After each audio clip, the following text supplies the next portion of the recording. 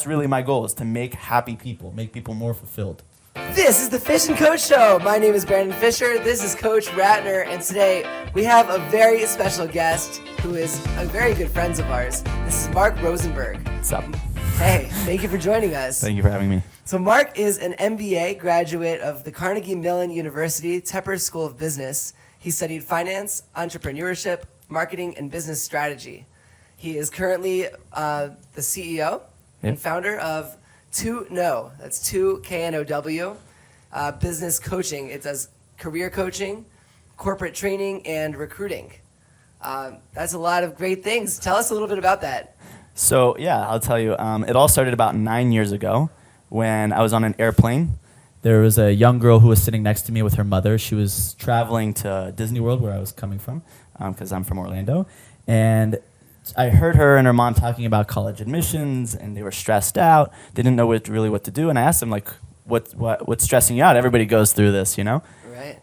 It turns out she was the youngest daughter. All her brothers had gone to trade school, and she wanted to go to a 4-year college. Both her mother and father had never gone to a 4-year college. Nobody in her family she knew they could relate to in this situation. So I offered my help. I wrote down some things and some notes when I was talking to her, and I gave her over my contact information. A week later, she reached out to me. I helped her with her college essay and her college resume, and basically all the scholarships, opportunities that she could have afforded to her. She was the first person in her family to go to a 4-year university. Wow. On a full scholarship.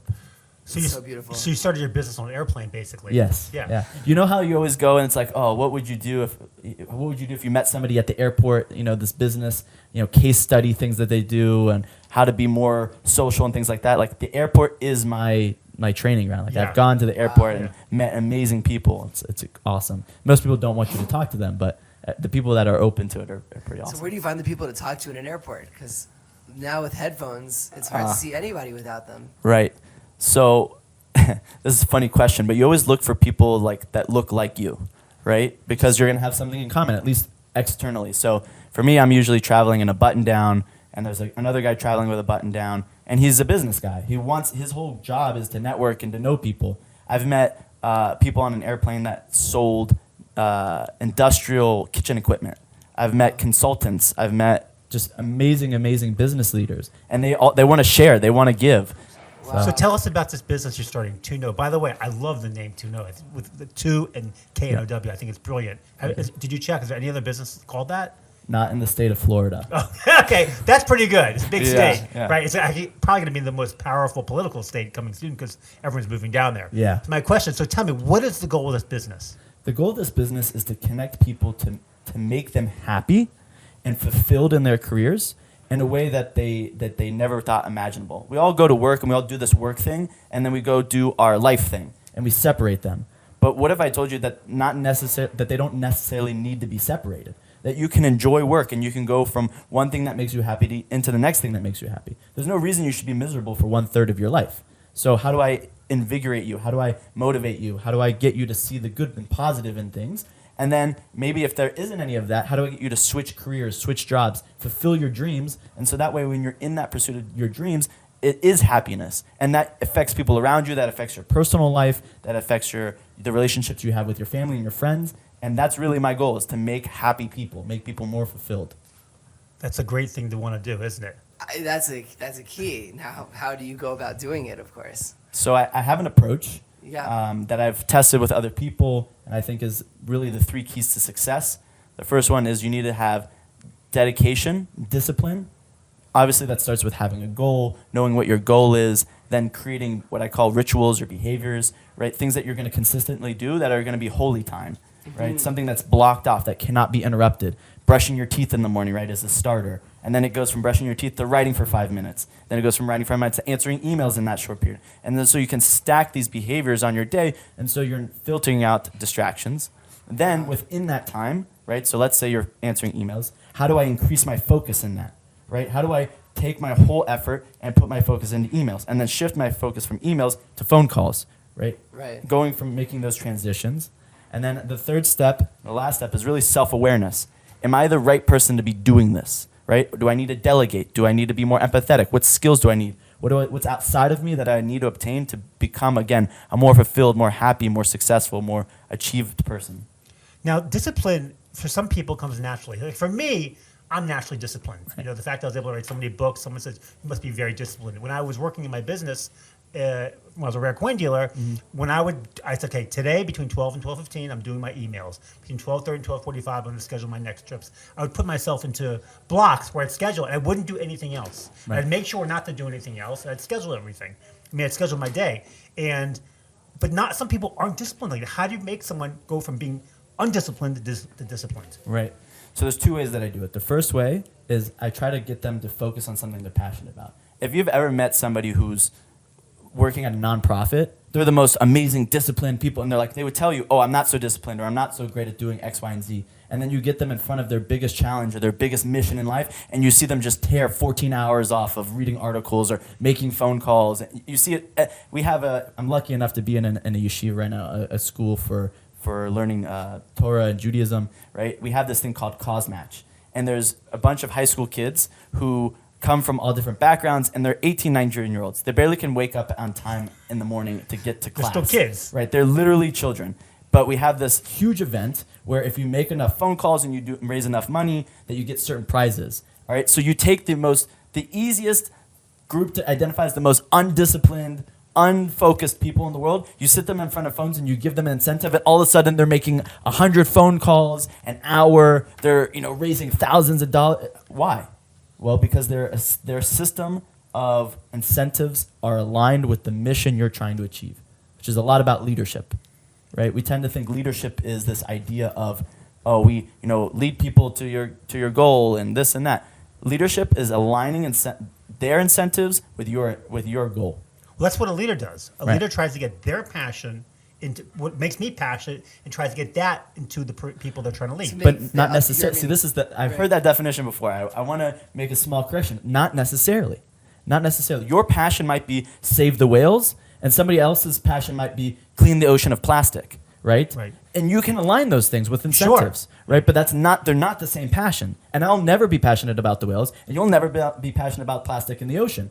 But okay, so maybe they're tangential, so we can work together. Maybe they're two separate, we can't work together. But I don't want to make your passion my passion. I want to ignite the passion in you, because that's going to make you want to work. That's going to make you want to do something. Right? Now, what you said about this cause max thing, about getting these kids to make phone calls. Right. Now, from what I understand, that money sometimes is not always a motivator to get people to do things. Sometimes it has to be something that they're passionate about more than money. Right. Yeah, it's something that they love, they see, they want, or someone who's leading them that they believe in. Right. So, do you? No, go on. So, it's funny you sing that. So, money can be a short-term motivator. Money can for sure be a short-term motivator. It cannot be a long-term motivator. No. And you see this time and again. I've seen this with many people that I've worked with. Again, before I launched this business, the airplane story is the first of many. I've helped my mom negotiate promotions. She's now pretty much an executive at Lockheed Martin. I've helped my stepmom negotiate when she was transferring jobs to get a higher pay raise. I've helped my dad switch careers. I've helped somebody go from real estate sales to being a developer at a major bank. I've helped a lot of people make these big changes. And one thing that they always talk about is, I need to make X amount of money. I said, okay, but what if you took $20,000 less, but it was the perfect job? And you could do this job for the next 30 years. That changes everything. Of course. Okay, so money is that short-term motivator. You want to switch careers because you want more money, or you want to do this. But in the long run, what you want to do is you want to see your passion in your work. Yes. You want to see again, I'm kind of going off side topics, but part of the mission of my company stems from this idea. I was working with developers, and they would make something for the company, and it would get thrown in a trash can. So their passion wasn't making things. What do you mean they made something for the company? They would make, say, a modified feature of our product, and it's going to be a big feature, we're going to really need this, and then it would never get used. The company wouldn't decide to make a business decision not to implement. And that's the case with a lot of consulting work, right? A lot of consulting work, a lot of development work gets thrown in the trash. Wow. A lot of things that you're testing and you're breaking and you're trying to figure out what the customers want. And sometimes the business says, no, the customers don't want that. And sometimes the customer says, no, we don't want that. Right. And what does that do for a developer? It hurts them. So each stage along the way, you see these engineers that are building and building. The worst thing you can tell an engineer is, this is never going to get used. And so when I talk to engineers or I talk to people that are switching careers, having that insight, knowing how that works, you can say, well, okay, do you like building things or do you like the end of promoting things, right? And a lot of engineers at business school, believe it or not, that's how a lot of the people came to Carnegie Mellon was, I got tired of building things that didn't go anywhere because I couldn't make the business decision. So now I'm making the business decision and I'm going to say it goes or not. Wow. Right? And that's really the struggle people have. But you need to know, am I that or am I this? Right. So. Wow. I'm so curious to see your passion in your work. And then a lot of people end up doing jobs that you don't see your passion. And maybe you do at the beginning, maybe you do at moments in the highs. But most of life isn't at those highs where you see your passion coming through and you're not really exercising your passions. How do you balance and control your motivation during moments like that? So when you start to lose the passion, how do you stay motivated? Yeah, when the passion's not as obvious in what you're doing. Yeah, so that's like the third thing, that's that self-awareness, Right. right? You have to have self-awareness to say, not every day is going to be at a 10 out of 10. Days I'm going to be tired, days I'm going to be hungry, days I'm going to be upset about something else, right? So the more self-aware you are, the more you know about yourself, what triggers you, what's making you feel that way. Like for people that have mental disorders or depression, anxiety, things like that, right? Knowing you have that, accepting that, right, as a reality means that when you're going through a down, you're like, okay, I'm in a down. And in 2 weeks, I'll be in an up, right? And so maybe I should do the work that I can do as process and things like that to feel like I'm making progress so I'm not getting even more depressed. And then in 2 weeks, when I'm on my high again, I'm going to start hitting, I'm going to start crushing calls. I'm going to start doing what it takes to be successful again. And good managers operate through that cycle. I kind of did that in my business because when I was in my office in Rockville, Maryland, I didn't create any money. I was basically just like planning trips, accounting, writing checks, just management of my business. And a lot of it was still planning where I'm going to go, who I'm going to visit, what deals I'm going to go see.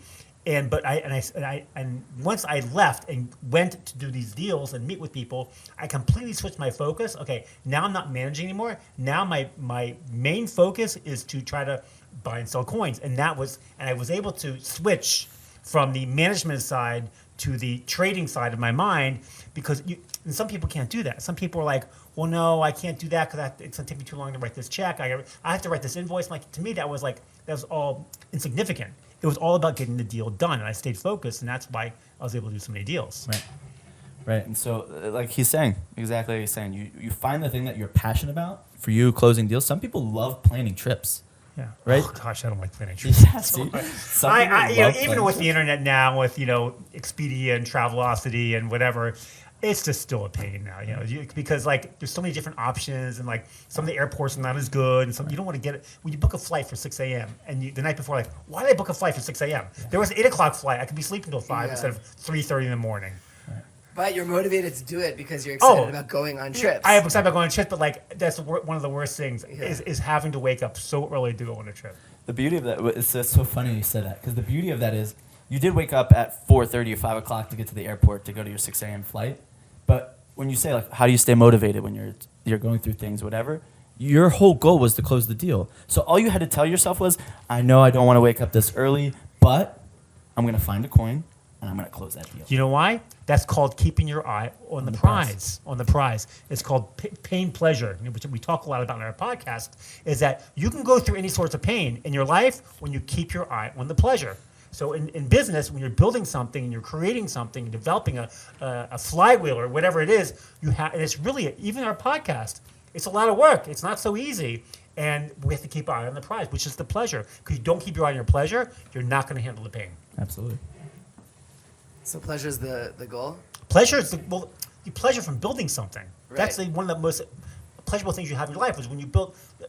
For example, let's say you built a real estate empire and you put all your sweat and tears and you started as a painter and then as a carpenter and then you started developing and next thing you know you own a bunch of commercial real estate and then you have your son who's coming along, he's just doing stuff, not really trying, and then you're on your deathbed and you leave everything, your business to your son.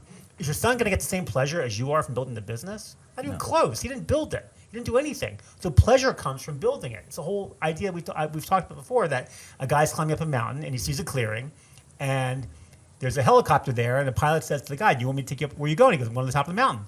Do you want me to take you? I have a helicopter. The guy's like, no, I want to climb up the mountain myself because it's the building that gives us the pleasure. Right. So here's a question for you, Marc. a lot of people have big dreams, huge dreams. When we're little, we imagine we can do anything we want. Right. And then over time, we're told that that is no longer possible. And your job is to help work with entrepreneurs and show them that it is possible and motivate them to show them that the goal is attainable. How do you do that?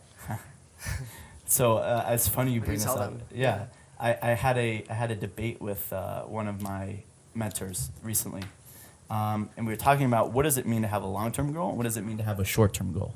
And for entrepreneurs, for entrepreneurs, a lot of times they say the end goal is I'm going to be X, and the short term is I need to do X, Y, and Z to get to X, or A, B, C to get to X. Right. And it's hilarious to me because that's the wrong mentality to have. In the short term, you should say, I need to do X, Y, and Z. And the long term should be a feeling or an emotion or in a state of being, right? Because why are you making this company? Every entrepreneur, every idea, guru out there says, don't be tough on the problem, not on the solution. Be strict on the problem, not on the solution, right? So if you want to go and solve a problem, be strict on solving that problem. How do you solve that problem? Don't say, oh, my product is the baby. My product is the solution. I'm in love with the product. No, be in love with the problem. And so in the short term, you can say X, Y, and Z, I want to solve this problem. But in the long term, you should build a relationship with that problem in order to solve it. Because that's how you're going to pivot. Let's take an instance of I want to solve world hunger, right? Something really big, right? I want to solve world hunger. You might think your hypothesis might be, oh, I have to make more food, right? That's the solution. And if you fall in love with making more food, and then finding a way to you might find that it's not about the food. It's about the distribution of the food, right? Or getting people to eat less. Oh, get people to eat less. Or X, Y. So you have no idea what the actual solution is. So in the short term, your whole goal is, I want to build a thing that does the thing. So that's going to solve world hunger. But your long-term goal should be, I want to fall in love.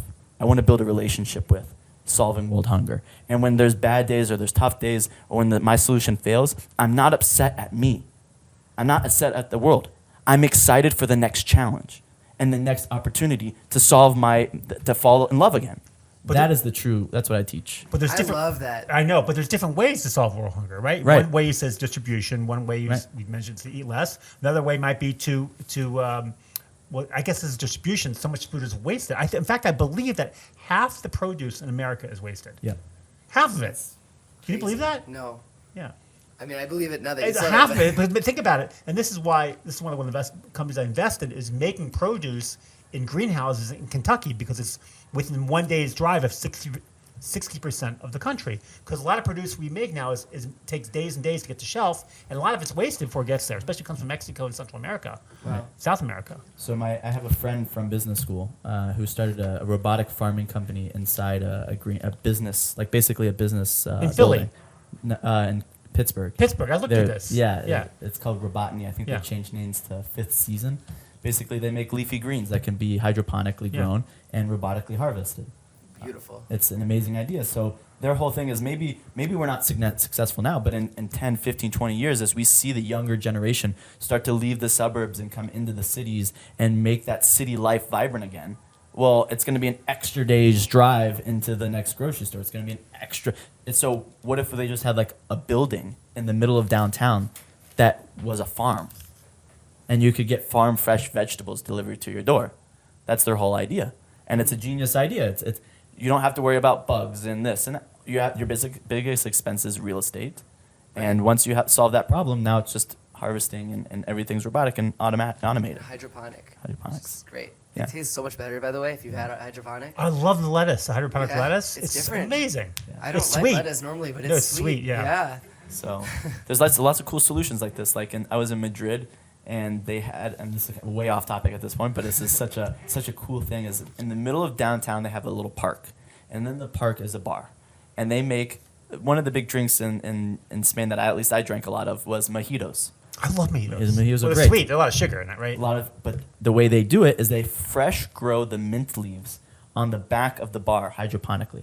So they have all these little hydroponic growing mints, and so when they go want a mojito, okay, they walk around to the back of the bar, they pull the fresh mint from the hydroponic grown fruit thing. They literally mash it in front of you and put it in your drink. That's pretty cool. It's awesome. Really Yeah. cool. It was the best mojito I've ever had. Yeah. Well, some of the fanciest restaurants in the world, I know there was one called the Inn of Little Washington, in Virginia. My parents go there. Yeah, it's one of the top-rated restaurants in the world, and maybe not as high as French Laundry. But anyway, they grow all their own herbs. They have a garden because it's an area where there's plenty of real estate. Right. It's not in the city, and they grow their own herbs. I like the idea of this hydroponics being grown in the city, but the problem is real estate is so expensive that they're not going to be able to go to downtown New York and grow hydroponics in New York City. That's just not. Why not? Because it's just too expensive per square foot. You're competing against too much corporations, too many people but paying a fortune for these things. It's just not possible. Yeah, you go north of 110. It's like, okay, so you're in like Right, you have to go. You're further away, but Right. still you're a But it's good for 30-minute Pittsburgh. drive. It's okay for like Pittsburgh and Cleveland and maybe some more. But even like let's say LA, right? You have it's crazy urban sprawl there, right? Yeah. But you can imagine like in what's that beach town? Venice. Yeah, near Venice. Yeah. yeah. You can imagine like a little pop-up shop that has hydroponics in Right. it. You don't have to have a downtown 50-story building to grow this. I mean, per square foot, you could probably squeeze a lot in. Right. Right. And then on top of that, you already have things like subsidized government housing, subsidized government buildings. You have things that and so okay, so if you want fresh greens, you pay a little bit extra in taxes. Everybody as a collective pays in, and then I mean it sounds like communism at this point, which I do not support.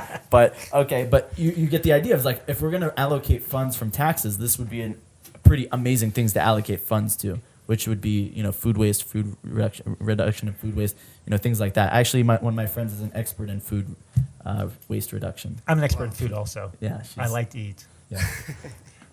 So Something to be an expert in. yeah, right. took So it let's get down. back to success. You talked about one of the things you mentioned. One of the three things you mentioned was discipline and focus, self-awareness. So what is your definition of success? Because we talked about this before. Because if you don't know your definition of success, you might get there and not realize that you're there. Right. So I have two ways. I'll start with like the meta part of that question, which is like, how do you set up for success? The first one is, like you're saying, you have to define when you've achieved, what is the I am successful statement that you're going to give? And then the second part of that is, how do you layer that? Meaning like, let's say I want to build a theme park, right? Is buying the land success? Like, okay, good. Now you can make money buying the land to build a theme park. Right? Is launching the theme park success? Is having 1 million visitors success? What is success to you? And then, okay, so maybe you don't have 1 million visitors a year, but you have 750,000 visitors a year. Is that that's success? You're making money. You're doing whatever your goal. So layer that goal. Don't just say, if I don't get 1 million visitors a year and I'm not doing this, I'm not successful. Don't say that. Say level 1.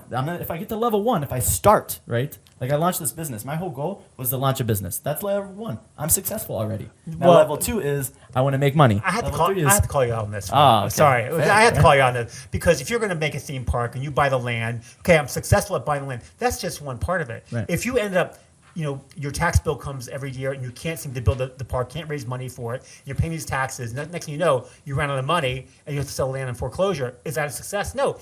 Just because you bought the land is not a success. Well, now it's one step of your goal of getting there. Right. Okay? So you can't tell me that.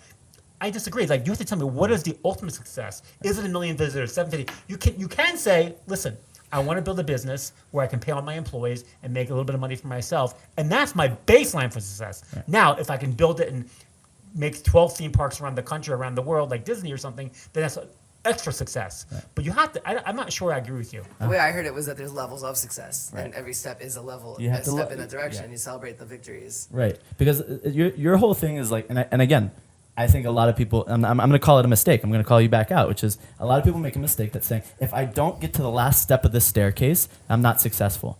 But okay, so does that mean that the last step is the only step that you have to build? No, you have to build 100 steps to get to the 101th step to call success. So if you fail and your land's not successful, but you went on one of the steps, that is at some point further than 0, and not 100, but definitely further than 0. So you build on those steps, and eventually, over time, you'll be successful because you'll build enough steps. But the problem is, and again, this is a lot of the things that I talk about in my coaching business, is you have to understand that focus and discipline. You can't just build random steps everywhere. You have to concise and put your steps in order to go up. But the last step is not always success. I have to call myself out on this one also, because I do say that always be moving forward in life. And if you're going to build a theme park and you're going to buy the land and you can't raise the money for the theme park and it causes you financial stress and you might end up having to sell it in distress sale, but you end up learning about real estate and raw land. Next thing you know what? I know this guy's buying land. I can find some other places that I can sell to this guy. Next thing you know, you're a raw real estate developer, Right. and you've built yourself a business that's not the theme park. So the theme park didn't come to fruition, but now you built yourself success. Right. I do have to call myself out on that because I do say that. Always be moving forward in life. But if your only success is to build a theme park, then you did fail at that. Right. But it doesn't matter because sometimes we don't know what's going to be our ultimate success in life. So that again, so the reason I say layer your goals and I teach it this way is kind of, and then you've already kind of like picked up it's a little bit backwards, but the reason I say that is because it goes back to what I was saying earlier on self-awareness, right? You might be the guy who loves theme parks and you're the best raw real estate buyer in the world at building for theme parks. Yeah. So you might go out setting on the wrong goal. You might be doing, your success might be wrong. So every step you take and you learn about yourself and you grow, you might be like, I'm not good at raw real estate. I shouldn't do that. But I'm really good at flipping them. Yeah. I'm really good at making a theme park not profitable again, right? Yeah. You have no, I happen to have been very, very fortunate that I've had a lot of mentors, a lot of working, a lot of meditating and thinking and growing to know that the reason I launched To Know consulting is because I wanted to help people and I knew exactly how I could help them, right? And it took time and I knew exactly where I could insert myself into their life to make them more successful and help them grow. So that to me was the core part of that business. Now, had I done it 10 years ago, I might have been like a resume editor, or I might have been a recruiter only, or I might have done some part of the business that I'm not super thrilled about. But now I'm like, one thing I always tell people, I'm not thrilled about editing resumes. I'm not very good at it. Like I'm okay, whatever, functioning structurally, right?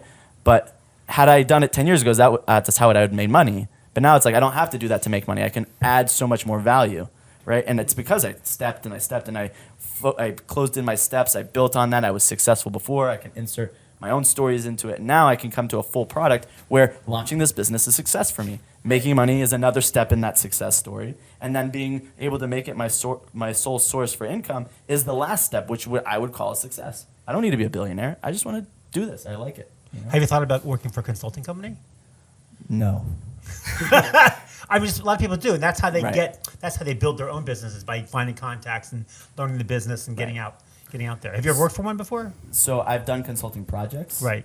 Never worked. I worked not a summer. I had a semester long one that was like an 18-week project with.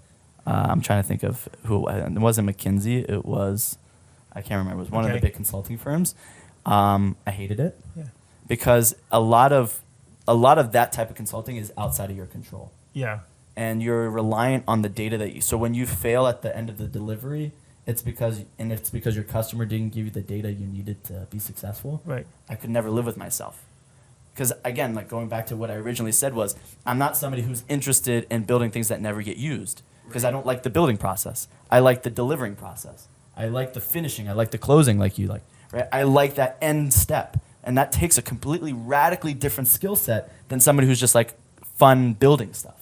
Like I have a friend named Andrew, which you're also both friends with. He would be miserable if you're like, go close deals. Because he wants to build. He doesn't care his robot never gets used. He wants to build robots. He doesn't care. Totally true.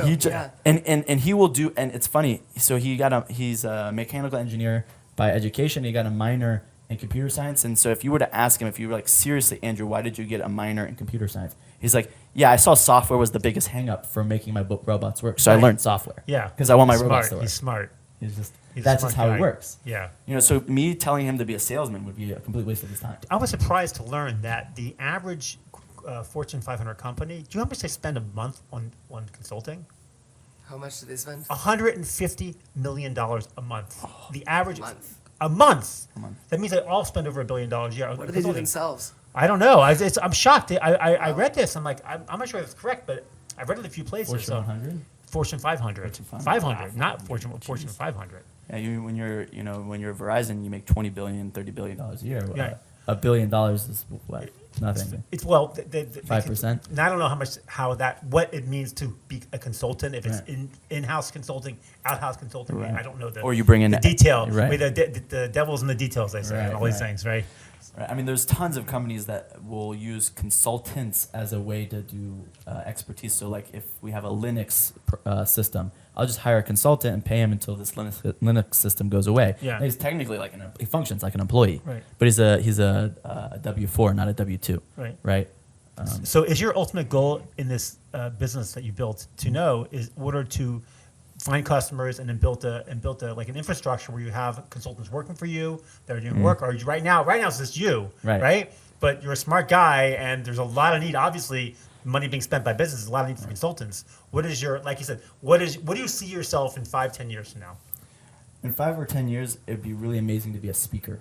Right. To somebody who goes and does bigger events. I always use Tony Robbins as my example, but not like Tony Robbins in the sense that like I'm going into a corporate to do corporate training, team building, and nuanced, specific types of training for these people. That would be my 5-year goal. Again, in 20 years is like a bigger question, right? In 20 years, what do you see your coaching business being? And honestly, it would be amazing to never hire another person.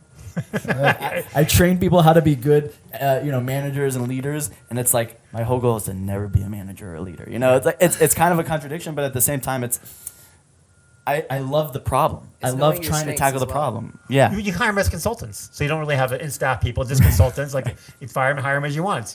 Right.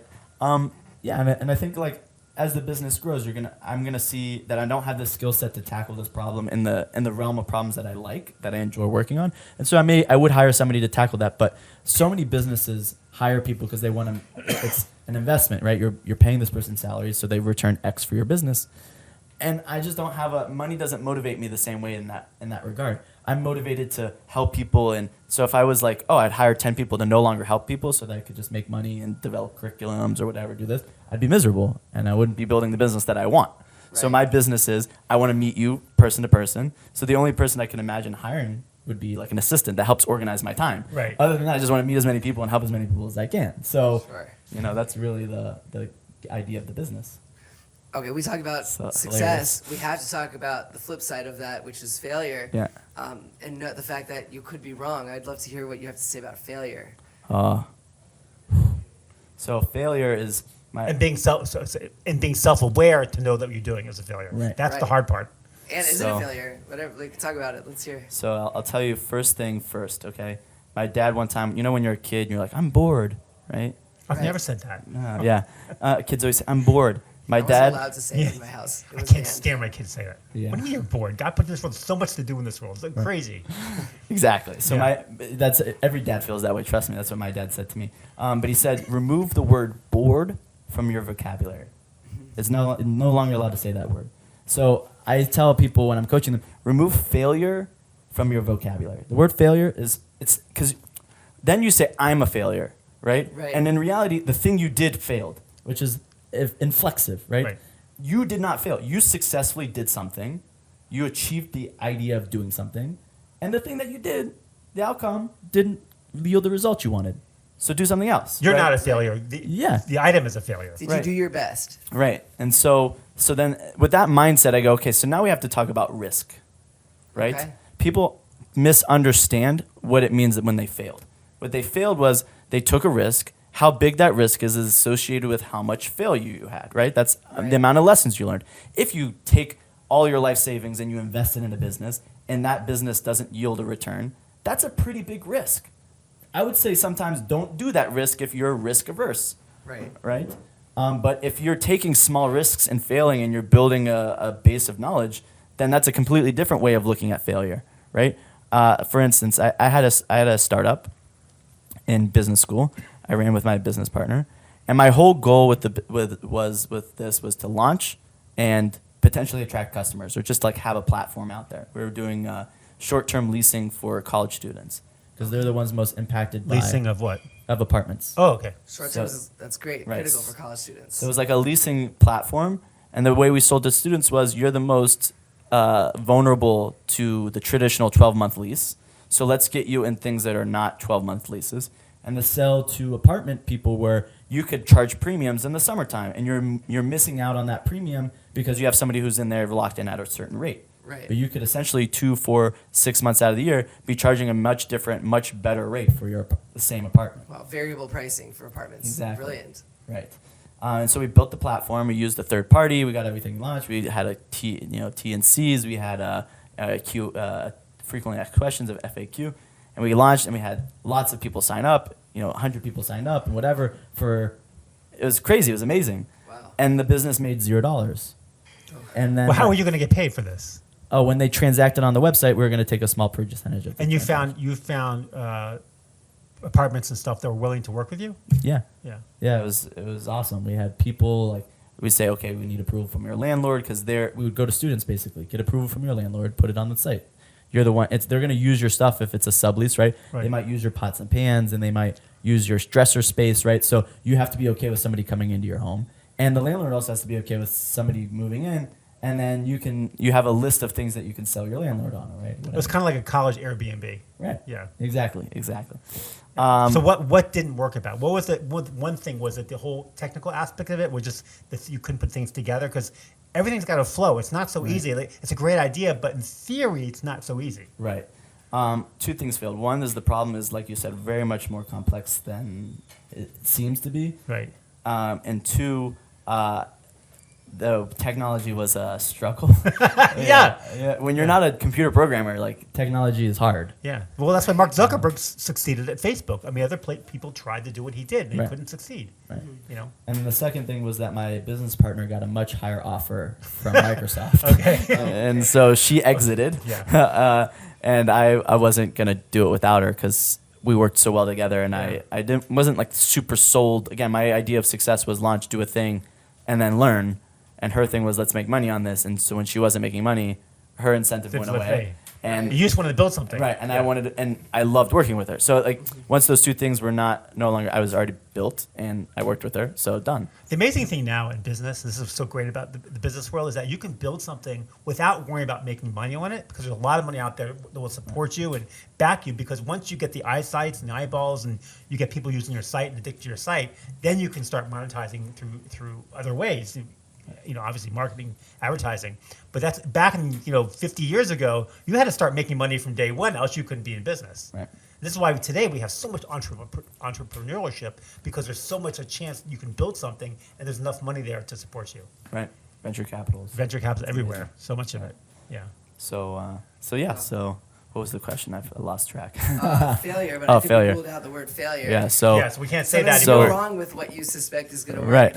It doesn't mean the void doesn't exist, but Right. if you love that, thank God you're here, Brandon.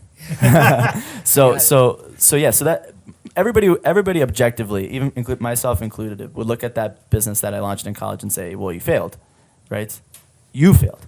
And that's why you have to remove that from your vocabulary, because I didn't fail. No. The business failed. Yeah. Right? And so now that I have that idea, I went into interviews, and I've talked with people, and I've worked with entrepreneurs with that story behind me, and now I could say, oh, I've learned many more lessons from business strategy and finance, all the things I was learning in business school, I got to apply in my business. And so when you come to me with a challenge about your real estate business, I don't know anything. I mean, I have real estate, that happened to be a real estate platform, but commercial real estate I have no experience in. But now I can help you because the fundamental things that you're doing wrong, I've also done wrong. And so has all my mentors, and so all the people that I've worked with, and all the other entrepreneurs and things I've plugged into. And same thing in your corporate, right? Oh, I'm a manager, and I'm a first-time manager, and I'm lost, and I'm failing my employees. Okay, so I had employees in my little startup, and I could tell you the things I did that failed them, right? And now, it was a failed company, but it was a tremendous success to launch this to know, Yeah, right? Now it was a tremendous success in my previous experiences, right?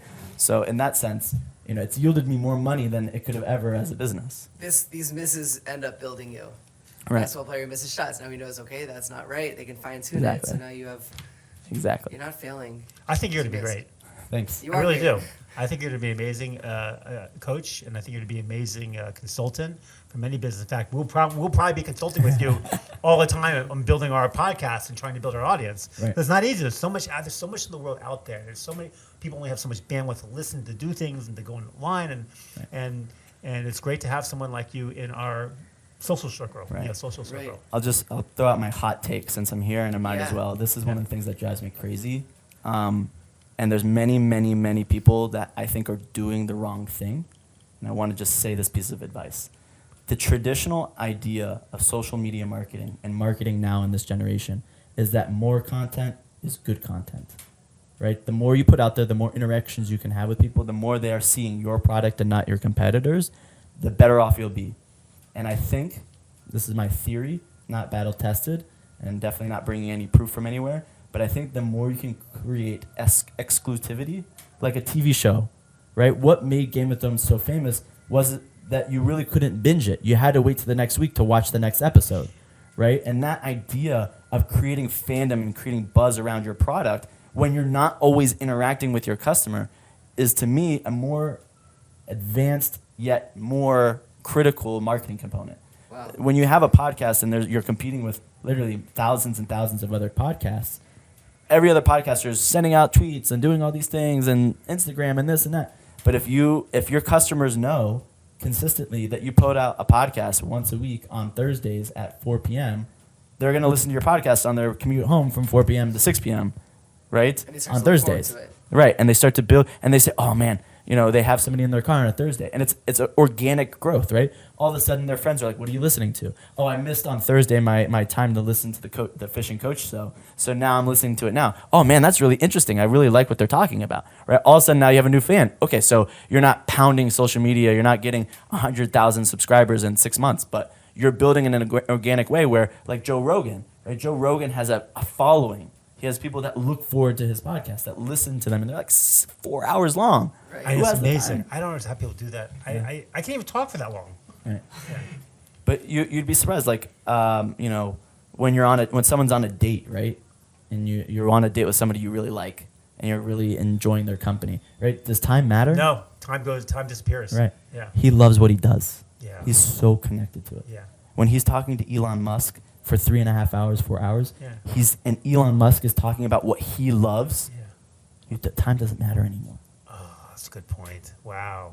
Because when you do what you love, people love to watch what you do. Right. Right? Right. Yeah. And you're spending your time the way you want to be spending it, so you Right. can relax about it. Because Exactly. So going back to, I want to kind of bring us back to square one again. So one of the things I want to talk about was discipline. You asked kind of a question, how do you make, earlier before we were talking, how do you make someone who's very undisciplined more disciplined, right? How do you go from 0 to 1? And so we talked about passion, but I want to talk a little bit more about process, right? So one of the things that people tend to do is they say, I'm really passionate about it, and they just start everything's important, right? Because they're getting new data, they're interacting with the thing they love, they're constantly getting new information, right? When I use data, I use data and information in this case interchangeably. But you're getting new information. So the best thing that you can do is build a structure on how you know it's good data or bad data. So when we were in startup mode, all right, I was meeting with tons of people all the time, but most of these meetings I was having was useless. This real estate lawyer and this, they were not important to me in the process that we were in, right? And why? Because I didn't have a structured mindset of what I was going into. I was a first-time entrepreneur, and so now I try to accelerate that growth curve for people. I tell them, what's your favorite sport? My favorite sport is football.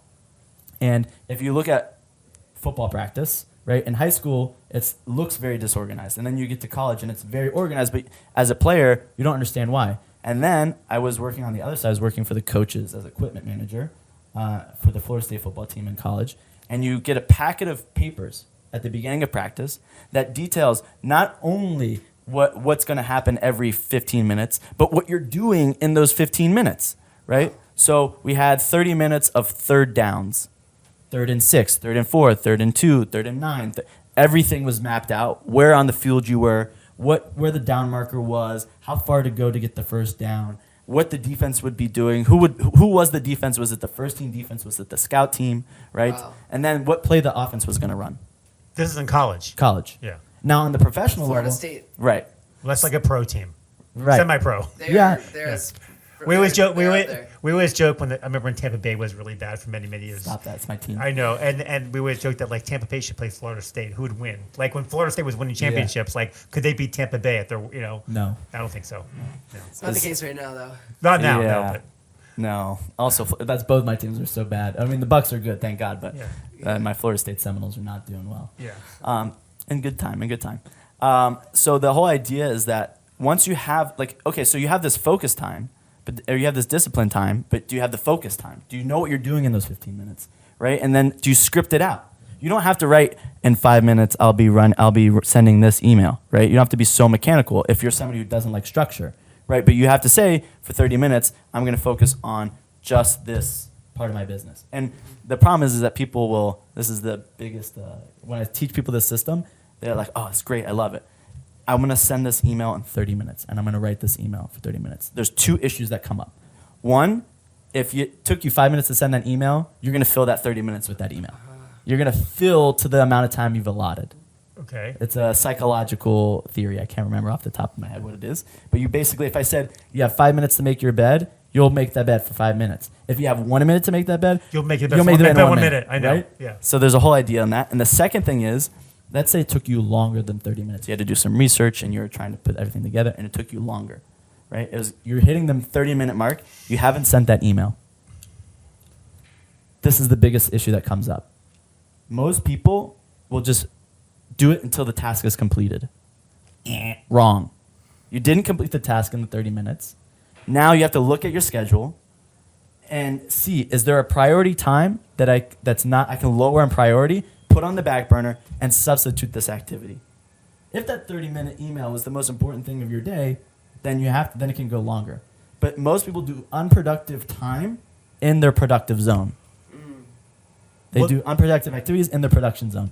From my experience in this 30-minute email is that if it's that important, you actually want to put it away for later, Right. come back in 4 or 5 hours, reread it with a new mindset, and you're like, I really shouldn't say that, I really should say this, Right. and you'll really tighten up As the long as email. it's not the only thing you're doing for those 4 hours. No, I'm saying that's something Right. you do something else. Right. When you come back to it with a new mindset. Right. That refresh. Yeah. So it's just, that's like the big things like I talk about in my coaching and things like that. I want to say something that, and I don't know if you coach this, but I always say start with the easiest thing first when you're doing. And I don't know if you agree with that or not, but I come from, because when I have a goal for the day or doing something, I always start with the easiest thing first because I'm able to accomplish it. I'm like, oh, that wasn't hard. Let me do the next hardest thing. Because if you try it with the hardest thing you have to do, like for example, I'm writing a lot of books, and if I start with the hard chapter first and I'm stuck, I get nowhere. Right. And even what I do now, when I get stuck, I'm like, you know what? I'm stopping. I'm moving on to something else. I'm going to come back to it later when I have a little more clarity. Right. I don't know if you teach that, but I think that's Yeah. really good idea. So I'll give you a real life example and then another football example because I love the game of football and I see so much of life imitated in the game. And the first thing is like you feel that way, and that's for sure. This is the nuances of coaching. Is I'd have to pick up on that and I'd have to see why that is true for you. But my mother, if you told that to my mom, who's again she's a very high executive at Lockheed Martin, if I said, "Oh, start with the easy things first," she would flip out on me. She would be so unhappy. Why? Because she wants to start with the hardest thing, see how far she can get, and then move to the easier things. Wow. She wants to start with how much progress can I make on this thing I don't want to do, and that way when I go to start it, I'm not starting at 0 on the hardest thing in the middle of my day. Yeah. Right? I understand that. But back to football. So most younger quarterbacks, coaches want to start the game with the younger quarterback with short, easy completions. Yes. Automatic 3. It doesn't matter if it's 1 yard, 2 yards. Doesn't matter. Give him his rhythm. Right. It's all about catching him into the success patterns. Right. The idea of like a hot hand in basketball. Right. You want to get them into a pattern of success where they're hitting that consistent shot or they're hitting that consistent throw, and then you can tell them to do different parts of the game. Right? But Tom Brady doesn't want to start the game with a 1st and 10 I formation nose dive run. He wants to start it in full spread, full streaks, running the show. Yeah. Right? But why? Because that's his comfort zone. He wants to see how much he can push the defense in the beginning, how much information he can get at the beginning of the game, so he can close them out at the end of the game. Right. So so they're down 20 points in the third quarter. Who cares? Tom Brady knows the recipe. Yeah. He's figured you out now. You're done. Yeah. That's how he wins so many games. Yeah. Right? But a younger quarterback, he's not in that mode yet. No. You have to build throughout the game. So when it's the fourth quarter and you're down by 10 points and you're asking your rookie quarterback to start making throws he hasn't hit all game, think about what that does to him psychologically. But if you start off like that, you're developing your success patterns early in the game. Exactly. That's a very cool Yeah, example. but you have to be really. It just takes. I don't know how we got to that point. Like, most quarterbacks never get to that point where they can take apart a team in the third and fourth quarter. Right. He just has that ability he's got that quickness in his mind, the sharpness. Sounds like he's in that success pattern from the beginning. He sees how far he can get, and then he pivots very quickly and Right. very, very, very frequently. He's obviously the best in the game, Right. so it's a different story. And it's cool to see like how him, like Aaron Rodgers, Patrick Mahomes, Justin Herbert, who's now an up and coming quarterback, all these guys approach the game, and to the fan, okay, they're good quarterbacks. To me, like I'm an amateur, but like supposed expert, and how I've been learning football for a long time. You see the very big nuances in their game. Like Aaron Rodgers is very much a very good quarterback, and he knows defenses, he read defenses, he's very smart. But his specialty is he knows, and the defense knows, he can make any throw at any time he wants. Anytime he wants it, it's there for him. Now, okay, he balances with that risk of the game and how much he needs to push. And the receiver. And the receivers and the talent that he has around him and the time that he has. But if you gave him the time, his arm is so good. There's a story about him, about how he can literally bend the ball. He can curve the ball into spaces. Right? So he can throw it hard enough with enough whip that the ball will, and I've also seen this happen, and he can whip it so your guy's running this, and the angle with the defensive back, you can't throw it like that. He'll block it. So he throws it on a curve to the sideline. How do you do that? That is very cool. Yeah, it's awesome. Yeah. But like good soccer players, right? They can also bend the ball. Bend it like Beckham. Right. He bends the ball when it goes into the goal. The guy thinks this way, but it curves around the goalie and goes in the goal. Exactly. So, Yeah. so that's like the highest level. So it's funny you brought up like what's a goal mean, right? So for a business person, their goal is to like sell the business or to move on to the next venture or do that, But for an athlete, they play what Simon Sinek calls the infinite game, right? And you should also have an infinite mindset in your business, which is you don't solve the problem, right? The problem is unsolvable, right? You want to continue to advance the problem. And the whole idea is that you change your system of thought. So it's not, I want to make a lot of money. It's, I want to continue to survive and thrive. And thrive means being more profitable, getting more revenue. Like Amazon convinced us that profit wasn't important for 7 years. I know. Right? And now they're a really great company. Yeah. Right? And Jeff Bezos, Jeff Bezos was right. He was right 100%. But again, he played a radically different game than the competitors. The competitors thought I have to be better than the next guy. And once I get to number one, I win. Right? That's the way we think. Super Bowl, I win the game. But each individual needs to operate like in a sport needs to operate as a business, and a business needs to act as a sport individual. Meaning, I need to be a better version of my current self. And the way I do that is I survive. And if the goal is survival, I can win. And that's the definition of winning. Am I continuing to be a profitable business? And survival means I'm continuing to be more profitable. So you're saying like when you say survival, like in the NFL, someone like Tom Brady's could be 45 years old playing, like that's the longest anyone's ever survived. Right. Usually it's kickers making it to 43, 44. Right. So you're saying in the NFL, if you can just survive and make it for a long time, that's a success. Right. But see, here's the thing. When I invest in companies, you can have a business that's been in business for 150 years, has 2,000 employees, does $10 billion a year in sales, and is doing well every single year, but not growing and not basically building the company. It's just basically just slowly, small percentage increases every single year. For me, as an investor, that is not a success. Right. Now, is the company successful? Yes. So it depends where you're coming from, what it means to be success. So an investor, for me, I want to see massive growth. I want to see, that's what I look for. So, but if that business, so to take that mindset, right? Because you almost have to, and he talks about in the book the difference between like high growth and organic companies and all these other things. And so you bring up a good point. You talk about Simon Sinek. Simon Sinek in his book. It's called The Infinite Game. I'm a big fan. He talks about the nuances of this, but the idea is, let's take that same mindset, let's apply it to retail. Now, let's say hypothetically, company A is competing with Amazon on online sales, and all of the other competitors have completely been destroyed, like Amazon's done to so many companies. Yeah. But this company went from 10 billion net profit to 10 billion net profit 10 years later, and their bottom line never changed, right? But they survived. Yes. Now they're competing with Amazon. Yeah. Now they're chipping away at Amazon's market share. That's huge. Yes. I would invest in that company. Yeah. Now all of a sudden it's like, well, they've stayed the same for 10 years. Yeah, but they survived. Well, that's an outlier situation. But yes, you're right. Sounds like they didn't settle for that. That's what a very good investor can see that not everyone can see. Wow. The fact that everyone else is out of the business, now they're the only one left. Of course, everyone now they have so many hedge funds. That's all they do is sit in the room and think of ways to invest money. The companies that are going to be successful. Right. So I'm sure someone has thought about it, but that's a good thought. Yeah. Marc, we have so much more we can talk about. I'm going to let you get on with your day as well. Okay. But we have to do a part two. I think we didn't even start to talk about the 3 E's. We had execution, efficiency, and effectiveness. Yeah. So that'll be for next time. And there's so much more we can talk about. Thank you so much for joining us. This has been such a pleasure to have you. Thank you for having me. I learned a lot, and I'll be processing for a while. Oh yeah, lots to think about. Yeah. Thank you. Thank you. Thank you so much for watching the Fish and Coach Show. See you next time.